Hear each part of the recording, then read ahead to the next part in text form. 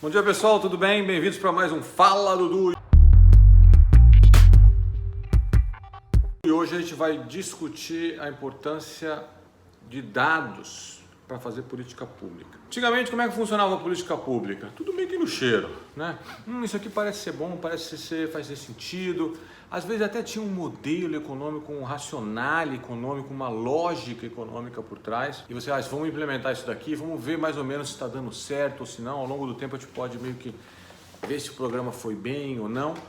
Hoje, os padrões para análise de custo-benefício de um projeto são muito mais rigorosos. Então, a gente faz muito pouco isso no Brasil. Em outros lugares do mundo, as políticas, e no mundo acadêmico, há um esforço enorme para fazer uma avaliação mais consistente de custos e benefícios da política pública. Porque, inclusive, há algumas políticas públicas que têm benefícios claros, benefícios importantes, mas às vezes o custo é enorme. Então o dinheiro não é infinito, né, no orçamento do governo. Então a gente tem que pesar sempre custos e benefícios. Só que para fazer isso de uma maneira bem feita, séria, consistente, a gente precisa de dados. E a gente precisa de confiar nos dados. Por isso que no mundo inteiro houve nos últimos 30 anos um aprimoramento muito forte, mas muito importante, em como levantar os dados, primeiro, né? E segundo, como tratar os dados. Porque uma coisa a gente aprende com estatística é olhar e ver, olha, esse dado, por exemplo, se correlaciona com aquele. Mas será que foi aquela política pública que a gente desenhou e implementou que gerou, por exemplo, essa melhora na taxa, digamos, de analfabetismo, ou foi porque teve um crescimento econômico do país maior? Ou foi porque as pessoas se conscientizaram de que é muito mais importante do que elas achavam antes, prover uma educação, por exemplo, melhor para os seus filhos? Como é que a gente separa os efeitos da política de outros efeitos?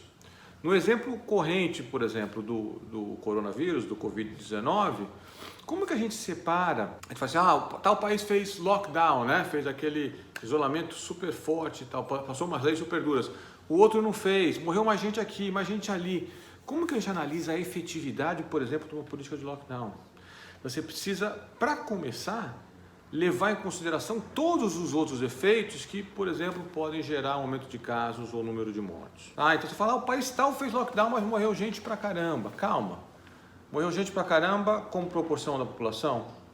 Nesse país tinha mais ou tinha menos densidade, né, de concentração populacional? Isso afeta a importância. Tem pessoas que acham que clima afeta.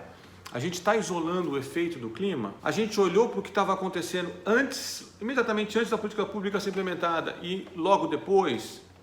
Essa política tem defasagens, né?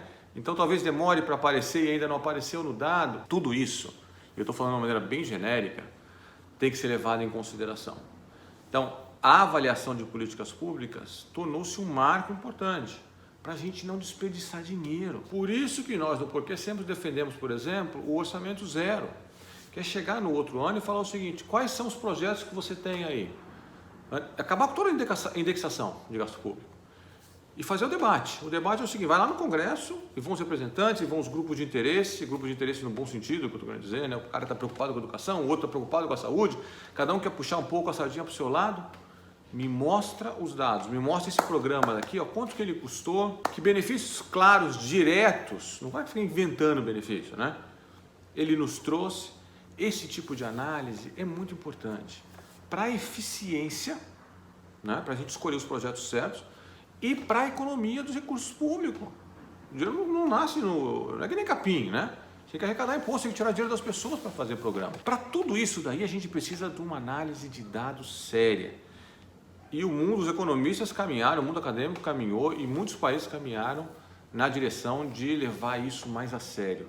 E o ponto de partida para isso é ter o dado. E é ter o dado real, um dado que não seja manipulado, um dado que não seja inventado, um dado que não seja polido para parecer um negócio mais bonitinho ou mais feio. Às vezes eu não quero que gaste mais dinheiro com esse programa de educação aqui, vamos botar um dado feio. Não. A gente precisa do dado, a gente precisa de gente trabalhando em cima desses dados para analisar custo-benefício de política pública, certo? Isso é uma coisa que alguns economistas no Brasil já vem defendendo há algum tempo. A gente faz muito pouco, a gente precisa caminhar urgentemente nessa direção, certo? De análise de custo-benefício. De novo, por dois motivos. Um, eu quero gastar no lugar correto. E às vezes, onde o nosso coração está, né? As nossas preocupações às vezes são válidas, são nobres, mas tem um benefício baixo o negócio. Vou dar um exemplo polêmico, tá? Não fiz a conta, nós não olhamos esse negócio com profundidade, mas um exemplo que faz sentido você ser crítico. Gasto, por exemplo, com alfabetização de adultos. Nobre? Super nobre. Legal, pô, o cara foi abandonado na infância, né? Nasceu numa família pobre, não pôde estudar, teve que trabalhar, etc. Vamos alfabetizar esse cara agora aos 55 anos. Quanto que vai custar isso daí? Desculpa. Primeira coisa, fala assim, é nobre? É. Vamos fazer análise de custo-benefício. Implementa o programa numa escala menor. Quanto que custou? Quantos que saíram, no final das contas, alfabetizados? Quantos que se beneficiaram de ter essa alfabetização adicional? Um pouco difícil de medir, né? Quantos que eles se beneficiaram. Mas quantos você conseguiu efetivamente alfabetizar pessoas de uma idade tão avançada? Quantas horas, quantos professores, quantos de recursos você te gastou nisso daí? Valeu a pena? Você precisa fazer essa conta fria. Se você é o cara que está tomando conta do orçamento, se você é o cara que está desenhando os programas, o primeiro critério pode ser esse. Isso aqui faz, a gente quer que as pessoas, né, saibam ler e escrever, queremos, tá bom, mas a gente quer uma opção de outras coisas também. Então, tá tendo um retorno alto isso daqui ou não tá tendo? Se não tá tendo, o que a gente quer que aconteça? Que no outro ano, o orçamento chega e fala o seguinte, olha, estamos tocando esse programa aqui, não no outro talvez, mas daqui, estamos há 2 anos tocando esse programa daqui, gastamos tanto e conseguimos tanto de alfabetização. Esse outro programa aqui, tá vendo, que é de creche, a gente gastou tanto nesse programa de creche, a gente conseguiu receber tantas crianças, isso significou que tantas mães a mais puderam ir para o trabalho. Se a taxa de retorno for muito diferente, vamos passar o recurso desse programa para esse. Agora, mais uma vez, então o objetivo desse vídeo aula são 2. Falar da importância de fazer a avaliação e a importância de ter uma certa frieza na hora de montar os cálculos e ver, olha, aqui faz sentido gastar, que isso aqui não está dando certo, vamos fechar. Ou então vamos montar um programa diferente para esse mesmo fim, porque esse não está funcionando, o dinheiro foi para não sei aonde. A primeira coisa. E a segunda coisa importante, que tem a ver com a nossa realidade no Brasil hoje é, a gente precisa de confiabilidade nos dados. A gente precisa de qualidade institucional nas instituições. Ficou meio ruim, né? Qualidade institucional nas instituições. A gente precisa de instituições que sejam independentes e qualificadas para dar esse dado para a sociedade. E fica um pedido.